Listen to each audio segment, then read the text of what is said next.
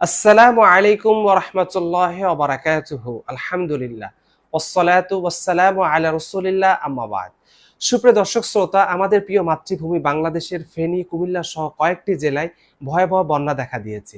আর এই বন্যার্থ মানুষের পাশে দাঁড়ানো আমাদের ঈমানি দায়িত্ব।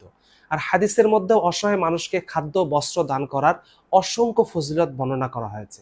আল্লাহ রাব্বুল আলামিন সূরা কসাসের ৭৭ নং আয়াতের মধ্যে বলেন, তোমরা মানুষের প্রতি অনুগ্রহ করো, দান সৎকা ও যে কোনো ভাবে, যেমন আল্লাহ তাআলা তোমাদের প্রতি অনুগ্রহ করেছেন। আবু দাউদ শরীফের ৪৯৪১ নং হাদিসে হযরত আব্দুল্লাহ ইবনে আমর রাদিয়াল্লাহু তাআলা আনহু থেকে বর্ণিত, তিনি বলেন, প্রিয় নবী সাল্লাল্লাহু আলাইহি সাল্লাম বলেছেন, দয়াশীলদের উপর করুণাময় আল্লাহ তাআলা দয়া করেন।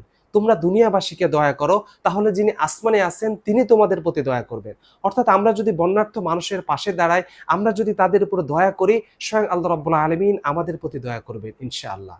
আবু দাউদ শরীফের ১৬৮২ নং হাদিসে হযরত আবু সাঈদ রাদিয়াল্লাহু তাআলা আনহু থেকে বর্ণিত, তিনি বলেন, প্রিয় নবী সাল্লাল্লাহু আলাইহি সাল্লাম বলেছেন, যে মুসলিম কোন বস্ত্রহীন মুসলিমকে পোশাক পরিধান করাবে, আল্লাহ রাব্বুল আলামিন তাকে জান্নাতে সবুজ পোশাক পরিধান করাবে।